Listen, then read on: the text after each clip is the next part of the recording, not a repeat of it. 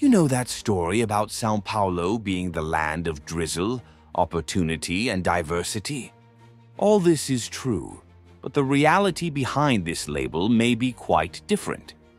Behind the imposing skyscrapers and the reputation as the city that never sleeps, there is a side that doesn't appear on the postcards: chaotic traffic, suffocating pollution, blatant inequality, constant violence, and a cost of living that makes anyone think twice before venturing here. Today, Bello Mundo will take you to a São Paulo that many have never seen. Are you ready to face the reality behind the land of opportunity? Number 1. Economic machine. São Paulo is more than just a city. It's a global powerhouse, capital of the state of the same name, and the most populous city in Brazil. It carries the title of Latin America's largest urban economy. Just to put it in perspective, the city accounts for around 10% of Brazil's GDP and almost 30% of the state's GDP, with financial districts buzzing around its main avenues, such as Paulista, Faria Lima, and Berrini. São Paulo is the country's financial heart. It is home to B3, the largest stock exchange in Latin America, and is home to an impressive 63% of the multinationals established in Brazil. As if that weren't enough, a third of all scientific production in the country also originates there. It is the most populous urban area in the world outside Asia, and the largest Portuguese-speaking city on the planet. And to reinforce its vocation for leadership, São Paulo's motto in Latin is "Non duco," which means "I am not led, I lead." Inspiring, no? Number 2. History. The history of this metropolis begins in 1554, when Jesuit priests founded the city. In the colonial period, it was the base for the bandeirantes, but only gained economic strength during the coffee cycle in the 19th century. It was in the 20th century, with industrialization, that São Paulo consolidated its position as Brazil's largest economic center. Today, the city is a melting pot of cultures. The world's largest Arab, Italian, and Japanese diasporas have their roots in São Paulo. You only have to take a stroll through traditional neighborhoods to see this diversity pulsating. In Bexiga, canteens serve pasta that carries stories. In Liberdade, the decor and typical Oriental dishes make Asian culture stand out, while Brás reflects the presence of South American immigrants with its popular fashion and vibrant commerce. From Italians to Bolivians, Haitians to Arabs, São Paulo's identity has been shaped by all those who have helped build this urban giant, a city that not only stands out, but leads with personality and diversity. Number 3. Everything in one place. São Paulo is known as the capital that never sleeps, and with good reason. The first impression is of an urban jungle, where skyscrapers mix with busy avenues, bright signs, and a pace that never seems to slow down. The city works 24 hours a day, always ready to welcome visitors and new opportunities. This dynamism creates a scenario where the traditional and the modern live side by side.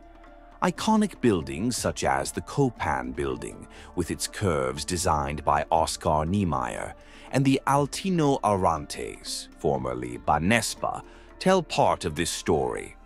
Avenida Paulista becomes an open-air cultural stage, with artists, exhibitions, and events for all tastes.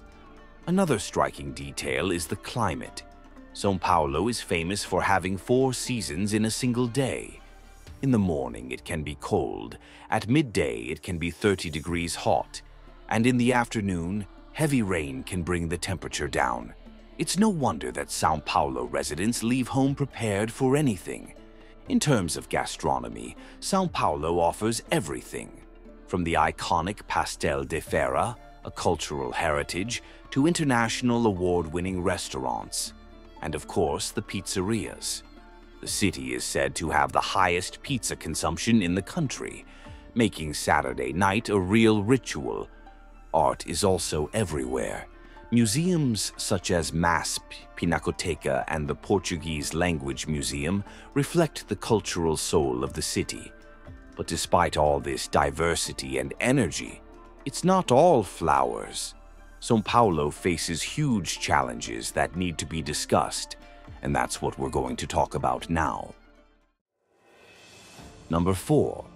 The traffic that never stops. To begin with, you can't talk about São Paulo without mentioning one of its most striking symbols: traffic.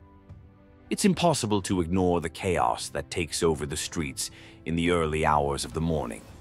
At 6 o'clock, while in many places people are still waking up, in the metropolis the scene is already one of crowded avenues, honking horns, motorcycles snaking between cars, and a race against the clock. Everyone is trying to get to their appointments for the day amid the confusion. The impression is that there will always be more cars than space, and the problem is not just the time wasted in endless traffic jams, but also the daily stress this routine causes. For some, listening to music or a podcast might even help to lighten the mood.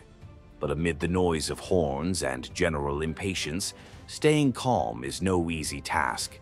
Conflicts and arguments are a frequent scene, showing how São Paulo's traffic is not just a question of mobility, but also a reflection of the city's intense pace. Number 5. Crowded public transport. Speaking of rushing and insane traffic, public transportation in São Paulo, despite being extensive, is still crowded and, in many cases, doesn't meet demand satisfactorily. It's a subway that at peak times looks like a sardine can. You're practically pushed into the carriage and have to hold on to the air because there are so many people that you can't even find room to hold on to the bar. The trains are also crowded, and the buses, especially on the busiest corridors, are clogged. If you're lucky enough to live and work near a metro or train station, you can save hours of commuting time. But if you have to take more than one bus, things get complicated. Some people spend 3 or 4 hours a day on public transport, going from home to work, and vice versa. As well as the discomfort, there's also the security factor. In some areas, muggings and harassment are constant concerns, especially at specific times and on more vulnerable lines. Number 6. Pollution and air quality. The chaotic traffic and gigantic fleet of vehicles in São Paulo not only contribute to alarming air pollution, but also to a problem that directly affects the senses: noise pollution. If you like silence and tranquility, living in the metropolis can be a real challenge. There are honking horns, ambulance sirens, passing buses, loud cars, and even bars with loud music that go on until the early hours of the morning. Even in more residential and theoretically quiet neighborhoods, silence is rare. Every now and then, the noise of the city intrudes. Try going to bed early on a weekday in a busier area. You'll probably hear the sound of people coming back from the nightclub, or even a neighbor coming home from work late and taking a shower. Everything is very close and intensely noisy. This constant noise invasion directly affects the quality of sleep and stress levels of many people. It's not uncommon to find São Paulo residents resorting to earplugs, anti-noise windows, or even investing in expensive solutions to try to alleviate the problem, with results that aren't always satisfactory. That's why many people flee to the countryside or the coast at weekends, in search of a little peace and cleaner air. Speaking of air, air pollution is also a serious issue. On dry days, it's easy to see a grayish haze covering buildings, the result of too many vehicles and industries. This layer of pollutants compromises the health of residents, especially children and the elderly. Despite efforts such as incentives to use clean fuels and electric cars, the reality is still far from ideal. This pollution, however, is not limited to air or sound. The Tietê and Pinheiros rivers, which cut through the city, are living portraits of environmental neglect. Their dark, garbage-filled waters reflect decades of neglect and sewage dumping, and this environmental degradation leads us to another problem that gets worse every summer: floods. Number 7. Floods and lack of urban planning. If there is one problem that has been repeated in São Paulo for decades, it is flooding. Every summer, it's the same story. Heavy rains overflow rivers and streams, flooding various areas of the city. Cars float away, buses stop running, and traffic, which is already bad, gets even worse. And the damage is immense. Damaged vehicles, goods lost in stores, flooded houses. The list is long and the impact devastating. Much of this problem is linked to the rapid growth of the city without proper planning. Areas that should absorb rainwater have been paved over, concreted over, or turned into buildings and avenues. With nowhere to drain, the water simply accumulates. In addition, the rivers that cut through the city, such as the Tietê and Pinheiros, have been channelized and continue to be polluted, further reducing their capacity to contain floods. Even with initiatives such as swimming pools and depollution projects, a definitive solution to the floods still seems a long way off. Number 8. The soaring cost of living. If there's one thing that makes people who live in São Paulo sleepy, it's the cost of living. Rent, groceries, transportation, leisure, everything weighs on the pocket. Shopping at the supermarket can be a real scare, but what about restaurants? Saves those who know that neighborhood boteco where the dish is good, cheap, and satisfying. Even leisure, which should be light, can be a headache for the budget. Of course, São Paulo offers many free options, such as the Avenida Paulista closed on Sundays, parks scattered around the city, and street concerts. But when it comes to going out at night, eating out, or catching a movie, the cost easily exceeds that of other cities in Brazil. For those on an average salary, this is very complicated, and the price of living in central neighborhoods with more infrastructure and security isn't far behind. Rent skyrockets, and the solution for many is to share an apartment with 2, 3, or even more people. And who can't afford these prices? The option is often to move to remote communities or neighborhoods where the cost is lower, but the lack of structure weighs heavily. Number 9. Blatant social inequality. If there's one thing that really sticks out in São Paulo, it's inequality. Anyone who walks around the city has come across families living under viaducts or improvising housing on the sidewalks. This reality is even more visible in the communities spread across all regions: north, south, east, and west. These favelas may not be as famous as those in Rio de Janeiro, but they are a huge part of the city. The scene repeats itself. You leave a noble neighborhood full of luxurious buildings, designer stores, and imported cars, and in a matter of meters you find unpaved streets, poor lighting, and non-existent basic services. It's a shock that highlights the social abyss. In the peripheries, schools struggle to keep up with demand, health centers are crowded, and public transport is slow and overloaded. For many, the day begins with hours on precarious buses to get to work in the central regions.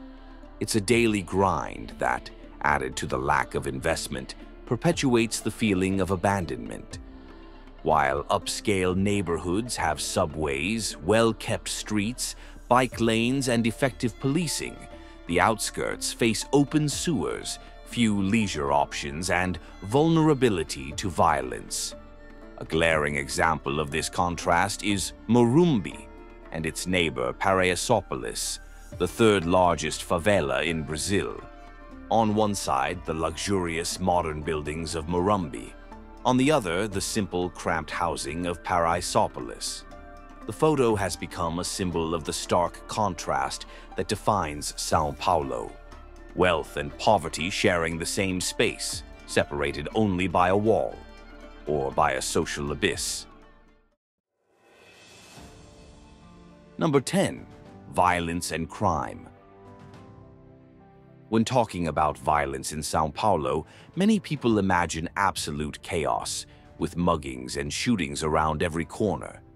But the reality is not so simple. Although it's not an action movie scenario, there are dangerous areas where crime is a constant concern. Stories of robberies in broad daylight are not uncommon. Cell phones snatched from hands, purses stolen at bus stops, and motorcycles that come out of nowhere to carry out a robbery are common reports.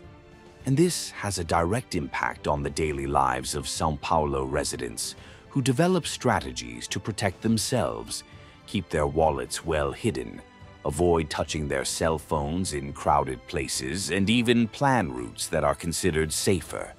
It's a forced adaptation that has unfortunately become part of the routine.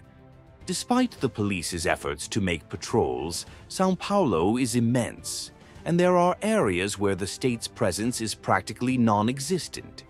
In these areas, gangs and drug traffickers find loopholes, exacerbating the feeling of insecurity. Of course, there are safe places in the city, but the fear of being a victim of violence is something that affects everyone. And while we're on the subject of the police, it's impossible to ignore the other side of this problem, the violence that, instead of protecting, comes from those who should be guaranteeing safety. Number 11. Police violence. Police violence in São Paulo has attracted increasing attention, both inside and outside Brazil. Recently, more than 80 organizations and social movements denounced the increase in abuses committed by state agents to the Inter-American human rights system. The document points to a worrying escalation. According to data from the Public Prosecutor's Office, deaths committed by military police increased by 46% between 2023 and 2024. Shocking cases reinforce this reality. In August of 2024, a police officer shot a surrendered suspect twice in the head in Guarulhos. The action was recorded by the officer's body camera, generating outrage. Another episode occurred in November of the same year, when a medical student was shot dead at point-blank range during a police approach in a prime area of the city. Even already vulnerable communities don't escape. In Heliopolis, another São Paulo favela, a video showed a police officer using pepper spray against a resident who was walking alone. In the images, after being beaten for no reason, the man staggers, backs into a police car, and is even reprimanded with insults. These examples highlight a harsh reality. On many occasions, the police, who are supposed to protect, end up reinforcing the cycle of violence, sometimes gratuitously, as in the case of the community resident. Number 12. Cracolândia. Few places symbolize São Paulo's challenges as much as Cracolândia. For decades, this area has become synonymous with drug addiction and social abandonment. Entire blocks are occupied by homeless people, forming a scene that impresses even those who are used to the chaos of the city. What began around Luz Station in the center has now spread throughout São Paulo. According to recent surveys, there are at least 72 Cracolândias in 47 neighborhoods, from noble to peripheral areas. In other words, it is no longer an isolated problem, but something that permeates the entire urban fabric, exposing the explosive combination of poverty, drug addiction, and the lack of effective public policies. The origins of Cracolândia date back to the 1980s and 90s, when the center began to empty out at night, opening up space for drug users to meet. Since then, different city administrations have tried to solve the problem with police actions, compulsory hospitalizations, and public health programs. But in practice, the problem has migrated from one street to another without solving the root of the issue. What makes it all the more shocking is the location of some of these areas. Just a few steps away from iconic places such as the Pinacoteca and the Portuguese Language Museum, many tourists end up encountering this harsh reality, which is completely at odds with the idea of a modern, well-organized metropolis. At the end of the day, São Paulo is the engine of Brazil, but it also carries the weight of being a giant. Everything here is on a huge scale: the opportunities, the money, the cultural events, and of course the problems. If this video has helped you to see the less shiny side of the city, please share it with anyone you think might like it. And now the question is for you. What do you find most challenging about São Paulo? If you've visited or live here, tell us about your experience in the comments. If you enjoy exploring the most extreme corners of the planet and discovering places that seem out of this world, keep an eye on Bello Mundo. And don't forget to subscribe to the channel, like it, and turn on notifications. There are still many mysteries and incredible adventures waiting for you. Thanks for watching, and we'll see you in the next video.